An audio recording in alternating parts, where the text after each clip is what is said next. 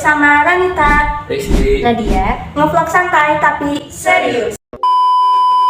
Kali ini kita bakal bahas tentang konflik yang pernah terjadi di Indonesia, yaitu konflik antara etnis Tionghoa dan pribumi yang terjadi pada tahun 1972 sampai 1992.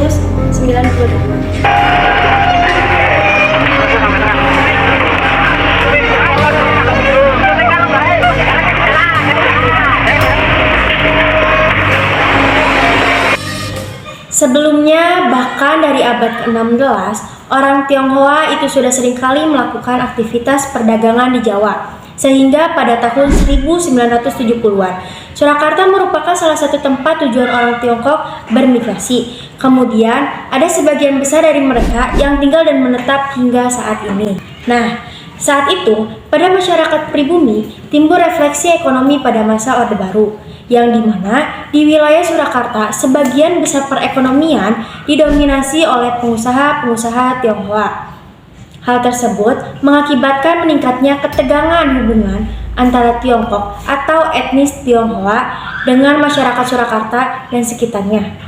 Selain karena adanya refleksi ekonomi, saat itu juga kota Surakarta yang menjadi terjadinya konflik di antara keduanya merupakan kota yang terkenal dengan sikap masyarakatnya yang pusatnya lemah lembut, sopan santun, serta lebih mengedepankan keharmonisan. Namun, masyarakat Surakarta dalam menjalin interaksi sosial terkadang timbul berbagai masalah yang menyebabkan rasa dipaksa. Karena sikap lemah lembut yang agresif dalam realitas sosial, orang-orang Tionghoa di Surakarta selalu mendapatkan stigma dan citra jelek. Realitas kultural orang-orang Tionghoa ikut berperan dalam pembentukan dan pengembangan budaya Jawa. Konflik Tionghoa dan pribumi di Surakarta disebabkan oleh beberapa faktor, yang diantaranya yang pertama, karena adanya ketidakadilan ekonomi, yang dimana etnis Tionghoa seringkali memiliki kontrol ekonomi lebih besar dibanding etnis pribumi. Tentu saja, hal itu menyebabkan kecemburuan sosial yang memanas. Selain itu juga, sentimen anti-Tionghoa sengaja dimanipulasi oleh pihak-pihak tertentu untuk meredakan amarah terhadap pemerintah. Yang kedua, dikarenakan adanya konflik individual yang menyebabkan mobilisasi massa. Jadi, konflik antara etnis Tionghoa dan pribumi ini disebabkan karena adanya konflik individual. Pada tahun 1972 dan 1980 adalah awal mulai konflik besar yang terjadi di Surakarta, di mana seharusnya konflik individual ini tidak menyebabkan konflik yang sebegitu parah dan mengerikan. Namun, dikarenakan konflik ini bermula dari perbedaan pemahaman antara Enci Arab dengan penarik beca tentang masalah pembayaran saja, yang akhirnya terjadi adu mulut, dan konflik ini berakhir dengan terbunuhnya tukang beca tersebut.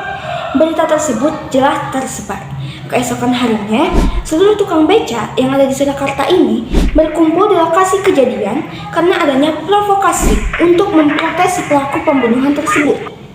Selain konflik antar individu tukang beca dan Enci Arab, ada juga konflik lainnya pada tahun 1980, yaitu terjadinya perkelahian antar siswa yang terjadi hanya karena senggolan sepeda yang dikendarai 3 siswa ketika pulang sekolah dengan seorang pemuda dari Tionghoa yang menetap di Indonesia, yang dimana saat itu ia sedang menyeberangi jalan di Jalan Arif Sumoharjo. Karena tidak terima sepedanya disenggol, si pemuda Tionghoa atau si kicak ini memukuli Pipik hingga luka-luka. Jelas, Pipik tidak terima atas penyerangan yang menimpanya. Pipik pun memprovokasi sekitar 50 orang teman sekolahnya untuk berdemo di Jalan Urip Sumoharjo.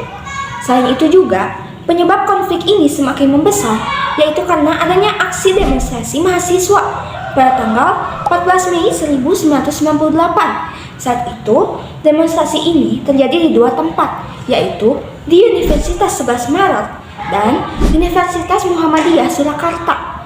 Dari keduanya, UNS lah yang mulai munculkan kekerasan massa selama demonstrasi. Hingga pada akhirnya kejadian tersebut meluas. Aksi dari para mahasiswa ini sangat sulit diredam oleh kepolisian. Lalu para mahasiswa pun bergegas bergerak pergi keluar kampus Ketika itu, justru semakin banyak massa yang berkumpul. Aksi damai ini dilakukan guna menuntut reformasi pada masa pemerintahan Soeharto.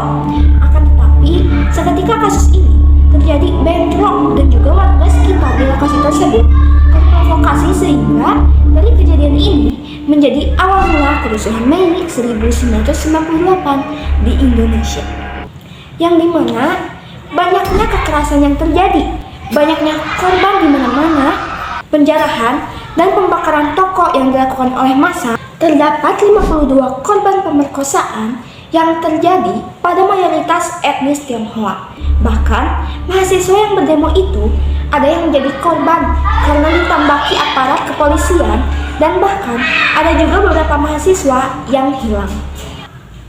Tentu saja setelah kejadian hal itu ada beberapa dampak yang begitu besar yang terjadi.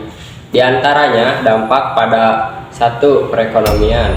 Semenjak konflik tersebut terjadi, para pedagang tidak berani membuka toko untuk berjualan, sebab mereka khawatir kan ada konflik lagi. Alhasil warga kesulitan untuk memenuhi kebutuhan pangannya. 2. Hancurnya infrastruktur ekonomi. 3. Korban kerusuhan, terutama etnis Tionghoa mengalami trauma mendalam yang menyebabkan banyak keluarga meninggalkan Surakarta bahkan Indonesia. 4. Penurunan kepercayaan kepada aparat keamanan. 5. Hancurnya reputasi kota Surakarta. Upaya pemerintah untuk menangani konflik antara etnis Tionghoa dengan masyarakat pribumi adalah dengan cara mengerahkan para ABRI mulai dari TNI Angkatan Darat, TNI Angkatan Laut, TNI Angkatan Udara. Pihak kepolisian pun turut membantu menghalau konflik besar yang sudah terjadi. Lalu juga dengan membantu menenangkan para warga yang ketakutan pasca konflik itu terjadi.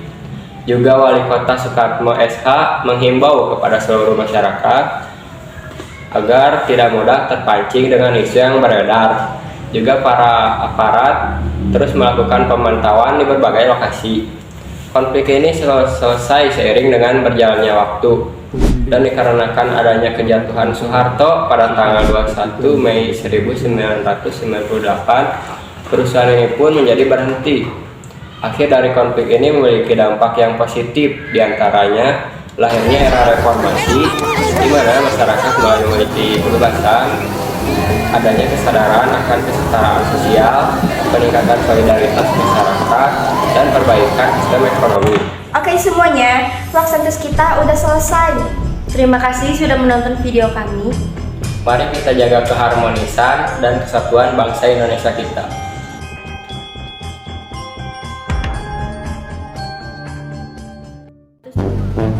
Sampai 1970. Adu mulut dan konflik ini berakhir dengan terbunuhnya tukang beca. Mulai dari TNI Angkatan Darat, TNI Angkatan Darat.